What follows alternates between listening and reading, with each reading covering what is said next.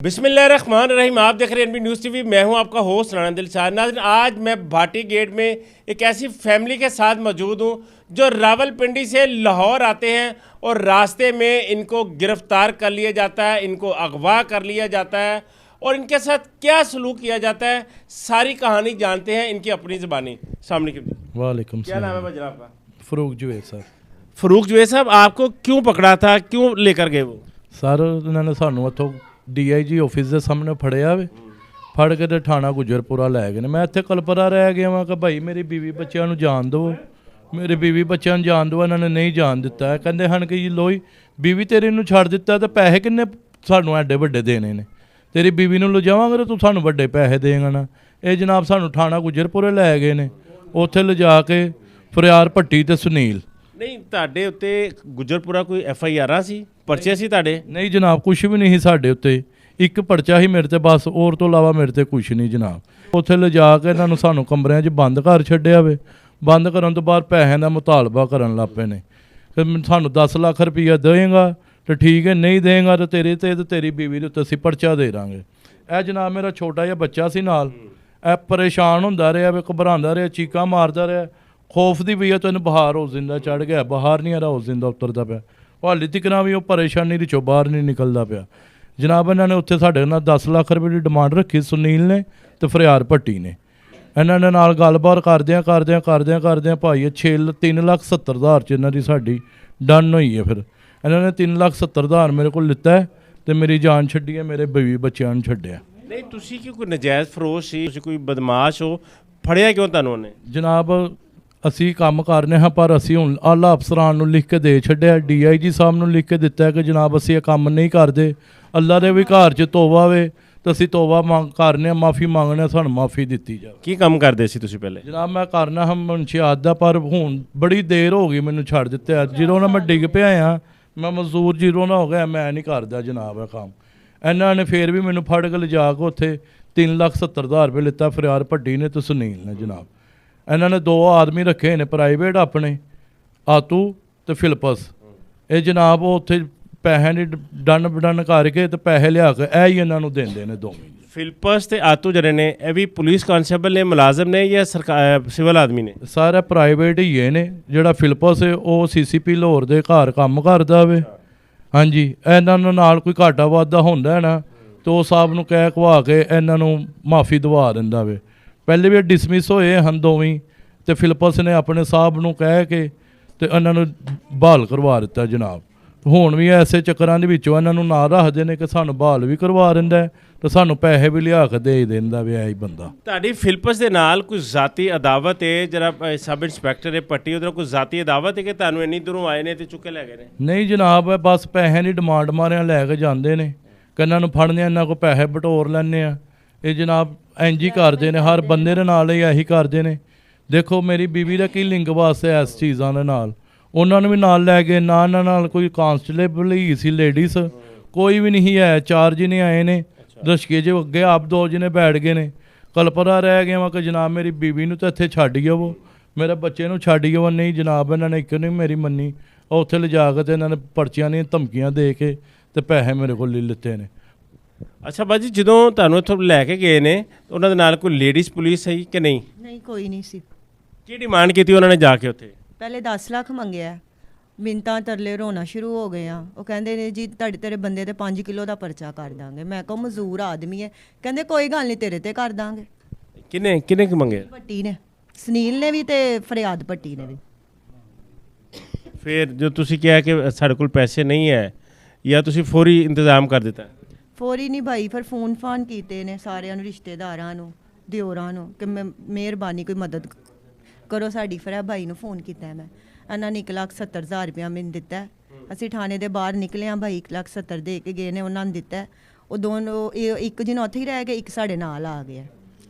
ਉਹ ਮੇਰੇ ਹਸਬੈਂਡ ਨੂੰ ਲੈ ਕੇ ਬਾਹਰ ਬੈਠ ਗਏ ਨੇ। ਮੈਂ ਬੈਂਕ ਗਈ ਹਾਂ, ਉੱਥੋਂ ਮੈਂ 2 ਲੱਖ ਰੁਪਇਆ ਕਢਵਾ ਕੇ ਉਹਨਾਂ ਨੂੰ ਦਿੱਤਾ ਤੇ ਫਿਰ ਸਾਨੂੰ ਦੋਨਾਂ ਨੂੰ ਛੱਡਿਆ। ਫਿਰ ਤੁਹਾਨੂੰ ਦੋਨਾਂ ਨੂੰ ਛੱਡਤਾ? ਕਿੰਨੀ ਦੇਰ ਤੁਸੀਂ ਉੱਥੇ ਰਹੇ ਹੋ? ਕਿਦੋਂ ਗ੍ਰਿਫਤਾਰ ਕੀਤਾ ਹੈ ਤੇ ਕਿਦੋਂ ਛੱਡਿਆ ਤੁਹਾਨੂੰ? ਅਸੀਂ 5 ਵਜੇ ਸਾਨੂੰ ਥਾਣੇ 'ਚ ਲੈ ਗਏ ਸੀ ਤੇ 9:30 ਵਜੇ ਉਹਨਾਂ ਨੇ ਬਾਹਰ ਕੱਢਿਆ। ਹਾਂਜੀ, ਸਵੇਰ 5 ਵਜੇ। ਸਾਡੇ ਕੋਲ ਟਿਕਟਾਂ ਮੌਜੂਦ ਨੇ। ਜਦੋਂ ਤੁਹਾਨੂੰ ਉਹਨਾਂ ਨੇ ਫੜਿਆ ਹੈ, ਮਨਸ਼ਿਆਤ ਫਰੋਸ਼ੀ ਦੇ ਵਿੱਚ ਫੜਿਆ ਹੈ, ਤਲਾਸ਼ੀ ਲਈ ਹੈ, ਕੁਝ ਨਹੀਂ ਮਿਲਿਆ, ਜਦੋਂ ਥਾਣੇ ਲੈ ਕੇ ਗਏ ਨੇ ਉਹਨਾਂ ਨੇ ਆਪਣੇ ਕਿਸੇ ਅਫਸਰ ਨੂੰ ਜਾਂ ਐਸਐਚਓ ਦੇ ਸਾਹਮਣੇ ਤੁਹਾਨੂੰ ਪੇਸ਼ ਕੀਤਾ ਹੈ? ਨਹੀਂ ਕਿਸੇ ਸਾਹਮਣੇ ਵੀ ਨਹੀਂ। ਕੈਸਾ ਰਵੱਈਆ ਸੀ ਤੁਹਾਡੇ ਨਾਲ ਥਾਣੇ ਦੇ ਵਿੱਚ? ਭਾਈ ਧੰਦਾ ਕਹਿ ਰਹੇ ਨਾ ਬਲੈਕਮੇਲ ਕਰਦੇ ਨੇ ਕਿ ਪੈਸੇ ਦੇਵੋ, ਚਪੇੜ ਮਾਰੀ ਹੈ, ਰੋਣਾ ਸ਼ੁਰੂ ਹੋ ਗਈ ਆ ਕਿ ਪਹਿਲੇ ਹੀ ਤੁਹਾਨੂੰ ਵੀ ਚਪੇੜਾ ਨਹੀਂ ਮੇਰੇ ਇਹਨਾਂ ਨੂੰ ਮਾਰੀ ਹੈ। ਤੇ ਮੈਂ ਕਿਹਾ ਪਹਿਲੇ ਹੀ ਉਹ ਮਜ਼ਦੂਰ ਆਦਮੀ ਤੁਸੀਂ ਕੀ ਕਰ ਰਹੇ ਹੋ? ਉਹ ਕਹਿੰਦੇ ਪੈਸੇ ਦੇਵੋ ਤੇ ਜਾਓ।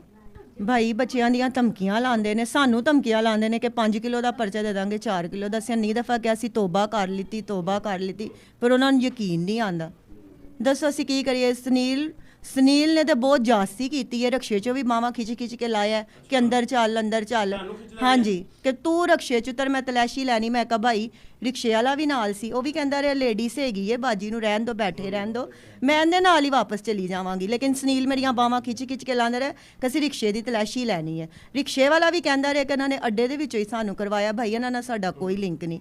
ਉਹਦਾ ਵੀ ਮੋਬਾਈਲ ਫੜ ਉਹਦੇ ਕੋ ਵੀ ਵਿਚਾਰੇ ਘਰੇ ਪੈਸੇ ਪੂਸੇ ਲਿੱਤੇ ਨੇ, ਫਿਰ ਉਹਦੀ ਜਾਨ ਛੱਡੀ ਹੈ। ਉਹਨੇ ਮੈਨੂੰ ਬਾਂਹ ਖਿੱਚੀ ਹੈ ਮੇਰੀ ਕਿ ਚੱਲ ਅੰਦਰ ਫਿਰ ਲੈ ਗਏ ਨੇ ਫਰਿਆਦ ਭੱਟੀ ਤੇ। ਉਹ ਇਹੀ ਡਿਮਾਂਡ ਕਰਦੇ ਨੇ ਪੈਸੇ ਦੇਵੋ ਨਹੀਂ ਤੇ 5 ਕਿਲੋ ਦਾ ਪਰਚਾ ਦਿਓ। ਜਦੋਂ ਵੀ ਆਏ ਨੇ ਉੱਥੇ ਅਸੀਂ ਵੀਡੀਓ ਵੀ ਕਢਵਾਈਏ ਗਾਮੇ ਸ਼ਾਹ ਦੇ ਸਾਹਮਣੇ, ਉਹ ਕੈਮਰਿਆਂ 'ਚ ਵੀ ਇਹਨਾਂ ਦੀ ਆਈ ਹੈ, ਸਾਡੇ ਕੋਲ ਰਿਕਾਰਡਿੰਗ ਵੀ ਹੈਗੀ ਹੈ ਕਿ ਪੈਸਿਆਂ ਦੀ ਜਦੋਂ ਡਿਮਾਂਡ ਕਰ ਰਹੇ ਨੇ। ਹਰ ਚੀਜ਼ ਹੈ ਸਾਡੇ ਕੋਲ। ਮਿਹਰਬਾਨੀ ਉਹਨਾਂ ਅੱਗੇ ਜਿੰਨਾ ਅੱਗੇ ਅਸੀਂ ਪੇਸ਼ ਹੋਏ ਹਾਂ ਕਿ ਜਲਦ ਤੋਂ ਜਲਦ ਇਹਨਾਂ ਦੀਆਂ ਵਰਦੀਆਂ ਲਾ ਦਿੱਤੀਆਂ ਜਾਣ। ਅੱਛਾ, ਜਦੋਂ ਤੁਹਾਡੇ ਸਾਹਮਣੇ ਤੁਹਾਡੇ ਬੇਟੇ ਨੂੰ ਮਾਰਿਆ ਹੈ, ਤੁਹਾਡੀ ਬੀਵੀ ਨੂੰ ਖਿੱਚਾਤਾਨੀ ਕਰਦੇ ਰਹੇ ਨੇ, ਤੇ ਉਸ ਦੌਰਾਨ ਤੁਹਾਡੀ ਮੌਕੇ ਤੇ ਵੀ ਕੋਈ ਡੀਲ ਹੋਈ ਹੈ ਜਾਂ ਥਾਣੇ ਜਾ ਕੇ ਸਾਰੀ ਗੱਲ ਹੋਈ ਹੈ? ਸਰ ਇੱਥੇ ਕੋਈ ਡੀਲ ਨਹੀਂ ਹੋਈ। ਇੱਥੇ ਇਹਨਾਂ ਨੂੰ ਮੈਂ ਬੜਾ ਕਲਪਰਾ ਰਿਹਾ ਕਿ ਯਾਰ ਮੇਰੀ ਬੀਵੀ ਬੱਚਿਆਂ ਨੂੰ ਜਾਣ ਦਿਓ ਘਰ, ਪਰ ਇਹਨਾਂ ਨੇ ਕਿ ਨਹੀਂ ਬੀਵੀ ਨੇ ਨੂੰ ਨਾਲ ਲਿਜਾਣਾ ਹੈ ਤੇ ਵੱਡੇ ਪੈਸੇ ਆਣੇ ਨੇ। ਉਂਝ ਪੈਸੇ ਨਹੀਂ ਤੇ ਵੱਡੇ ਤੁਸੀਂ ਤੁਹਾਡੇ ਕੋਲ ਦੇਣੇ, ਤੁਸੀਂ ਸਾਨੂੰ ਵੱਡੇ ਪੈਸੇ। ਫਰਿਆਦ ਭੱਟੀ ਤੇ ਸੁਨੀਲ ਇਹੀ ਕਹਿੰਦੇ ਰਹੇ ਨੇ ਕਿ ਤੇਰੀ ਬੀਵੀ ਨੂੰ ਵੀ ਲੈ ਕੇ ਜਾਣਾ, ਤੇਰੇ ਤੇ ਵੀ ਪਰਚਾ ਦੇਣਾ, ਤੇਰੀ ਬੀਵੀ ਤੇ ਵੀ ਪਰਚਾ ਦੇਣਾ ਜੇ ਤੂੰ ਪੈਸੇ ਨਾ ਦਿੱਤੇ ਤੇ। ਅੱਛਾ, ਜਦੋਂ ਤੁਸੀਂ ਵਾਪਸ ਆ ਜਾਂਦੇ ਹੋ, ਤੁਹਾਨੂੰ ਛੱਡ ਦਿੰਦੇ ਨੇ, ਉਸ ਤੋਂ ਬਾਅਦ ਇਹਨਾਂ ਦੇ ਖਿਲਾਫ ਤੁਸੀਂ ਕੋਈ ਦਰਖਾਸਤ ਦਿੰਦੇ ਹੋ, ਕਿਸੇ ਆਲਾ ਅਫਸਰ ਦੇ ਕੋਲ ਜਾਂਦੇ ਹੋ?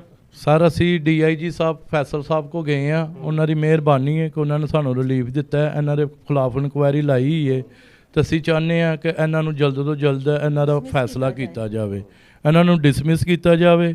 ਇਹਨਾਂ ਕੋਲ ਜਿਹੜੇ ਸਾਡੇ ਪੈਸੇ ਨੇ, ਮੈਂ ਆਪਣਾ ਆਪਰੇਸ਼ਨ ਕਰਵਾਉਣਾ ਸੀ, ਮੈਂ ਆਪਣਾ ਆਪਰੇਸ਼ਨ ਨਹੀਂ ਕਰਵਾ ਸਕਿਆ, ਇਹਨਾਂ ਨੂੰ ਪੈਸੇ ਦੇਣੇ ਪੈ ਗਏ ਨੇ ਜਨਾਬ। ਅਸੀਂ ਥੋੜੇ ਕਾਫੀ ਦਿਨਾਂ ਤੋਂ ਜੋੜ ਰਹੇ ਸਾਂ ਕਿ ਥੋੜੇ ਕਰਕੇ ਅਸੀਂ ਪੈਸੇ ਜੋੜੀਏ, ਉਹ ਇਹਨਾਂ ਨੂੰ 1 ਮਿੰਟ 'ਚ ਸਾਨੂੰ ਦੇਣੇ ਪਏ।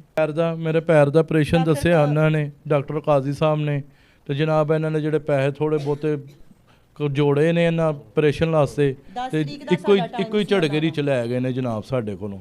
10 ਤਰੀਕ ਦਾ ਮੇਰਾ ਟਾਈਮ ਸੀ ਡਾਕਟਰ ਸਾਹਿਬ ਨਾਲ, ਤੇ ਇਹਨਾਂ ਨੇ 5 ਤਰੀਕ ਨੂੰ ਮੇਰੇ ਕੋਲ ਪੈਸੇ ਲੈ ਲਿੱਤੇ ਨੇ ਜਿਹੜੇ ਮੈਂ ਰੱਖੇ ਰਹਾਏ ਨੇ। ਜੋੜਾ ਇਹ ਹਨ ਕਿ ਚਲੋ ਆਪਣਾ ਆਪਰੇਸ਼ਨ ਕਰਵਾਵਾਂਗਾ, ਤੇ ਜਨਾਬ ਸਾਡੇ ਕੋਲ ਪੈਸੇ ਉਹ ਵੀ ਲੈ ਗਏ ਨੇ। ਅਸੀਂ ਬਹੁਤ ਜ਼ਿਆਦਾ ਪਰੇਸ਼ਾਨ ਸਾਡੇ ਨਾਲ ਚਲੋ, ਸਾਡੇ ਆਪਰੇਸ਼ਨ ਦਾ ਟਾਈਮ ਹੈਗਾ, ਮਜ਼ਦੂਰ ਆਦਮੀ ਹੈ, ਨਾ ਫੜੋ, ਪਰ ਉਹਨਾਂ ਨੇ ਸਾਡੀ ਇੱਕ ਨਹੀਂ ਸੁਣੀ। ਪੁਲਿਸ ਵਾਲਿਆਂ ਦਾ ਅਕਸਰ ਇਹ ਵਤੀਰਾ ਹੁੰਦਾ ਹੈ ਕਿ ਜਦੋਂ ਤੁਸੀਂ ਉਹਨਾਂ ਦੇ ਖਿਲਾਫ ਕੋਈ ਦਰਖਾਸਤ ਦਿੰਦੇ ਹੋ, ਆਲਾ ਅਫਸਰ ਦੇ ਕੋਲ ਪੇਸ਼ ਹੁੰਦੇ ਹੋ, ਉਹ ਤੁਹਾਨੂੰ ਕੋਈ ਧਮਕੀਆਂ ਲਾਉਂਦੇ ਨੇ ਜਾਂ ਸੁਲ੍ਹਾ ਵਾਸਤੇ ਬੰਦੇ ਪਾਉਂਦੇ ਨੇ। ਕੋਈ ਇਸ ਤਰ੍ਹਾਂ ਦਾ ਵੀ ਮਾਮਲਾ ਹੈ ਉਹਨਾਂ ਨਾਲੋਂ? ਸਰ ਬੰਦੇ ਭੇਜਦੇ ਪਏ ਨੇ ਕਿ ਮਾਫੀ ਦੇ ਦਿਓ ਇਹਨਾਂ ਨੂੰ, ਛੱਡ ਦਿਓ ਇਹਨਾਂ ਨੂੰ। ਅਸੀਂ ਕਹਿੰਦੇ ਪਏ ਕਿ ਨਹੀਂ, ਦਰਖਾਸਤ ਵਾਪਸ ਲੈ ਲਓ, ਉੱਥੋਂ ਜਾ ਕੇ ਦਰਖਾਸਤ ਵਾਪਸ ਲੈ ਲਓ। ਅਸੀਂ DIG ਸਾਹਿਬ ਕੋ ਪੇਸ਼ ਹੋਏ ਹਾਂ, ਸਾਡਾ ਖੁਦਾ ਸਾਡੀ ਮਦਦ ਕਰੇਗਾ, ਸਾਨੂੰ ਈਮਾਨ ਹੀ ਹੈ ਕਿ ਸਾਡਾ ਇਨਸਾਫ ਹੋਏਗਾ, ਇਨਸ਼ਾਅੱਲਾ ਜ਼ਰੂਰ ਹੋਏਗਾ ਜਨਾਬ। ਨਹੀਂ, ਤੁਹਾਡੇ ਉੱਤੇ ਤੁਸੀਂ ਮਨਸ਼ਿਆਤ ਫਰੋਸ਼ੀ ਕਰਦੇ ਸੀ, ਹੁਣ ਇਸ ਟਾਈਮ ਸਟਿਲ ਤੁਹਾਡੇ ਉੱਤੇ ਕੋਈ ਪਰਚੇ ਹੈ ਨੇ? ਨਹੀਂ ਜਨਾਬ, ਮੇਰੇ ਤੇ ਇੱਕੋ ਹੀ ਪਰਚਾ ਸੀ, ਉਹ ਵੀ ਮੈਂ ਕਲੀਅਰ ਕਰਵਾ ਰਿਹਾ ਆਪਣੇ ਆਪ ਨੂੰ ਪਿਆ। ਹਾਂਜੀ, ਉਹ ਵੀ 2018 ਦਾ ਮੇਰਾ ਪਰਚਾ ਸੀ। 7 ਸਾਲਾਂ ਬਾਅਦ ਇਹਨਾਂ ਨੇ ਮੈਨੂੰ ਫੇਰ ਦੁਬਾਰਾ ਚੁੱਕ ਕੇ ਪੈਸਿਆਂ ਦੇ ਚੱਕਰਾਂ ਦੀ ਚਿੱਕ ਪੈਸੇ ਮੰਗਦੇ ਰਹਿੰਦੇ ਨੇ ਜਨਾਬ। ਹੋਰ ਕੋਈ ਇਹਨਾਂ ਦੇ ਕੋਲ ਕੰਮ ਨਹੀਂ ਆ। ਜੇ ਸਾਡੇ ਕੋਲ ਮਨਸ਼ਿਆਤ ਨਹੀਂ ਸੀ ਹੈ, ਸਾਨੂੰ ਉੱਥੇ ਹੀ ਛੱਡਦੇ ਆ। DIG ਸਾਹਿਬ ਨੇ ਵੀ ਕਿਹਾ ਵੀ ਇਹਨਾਂ ਨੂੰ, ਜੇ ਉਹਨਾਂ ਦੀ ਤੂੰ ਤਲਾਸ਼ੀ ਲਿੱਤੀ, ਉਹਨਾਂ ਕੋਲ ਮਨਸ਼ਿਆਤ ਨਹੀਂ ਸੀ ਹੈ, ਤੇ ਉਹਨਾਂ ਨੂੰ ਤੂੰ ਉੱਥੇ ਹੀ ਛੱਡਣਾ ਤੇਰਾ ਬਣਦਾ ਹੈ। ਤੂੰ ਲੇਡੀਜ਼ ਨੂੰ ਤਾਂ ਬੱਚੇ ਨੂੰ ਕਿਉਂ ਲੈ ਕੇ ਗਿਆ ਉੱਥੇ ਥਾਣੇ?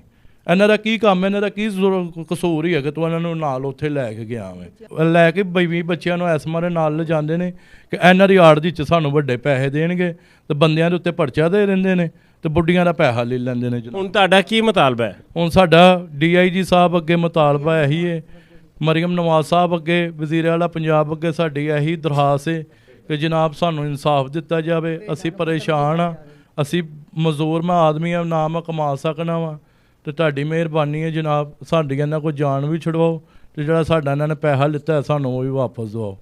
ਸਾਨੂੰ ਇਨਸਾਫ ਚਾਹੀਦਾ ਜਨਾਬ, ਸਾਨੂੰ ਇਨਸਾਫ ਚਾਹੀਦਾ ਵੇ।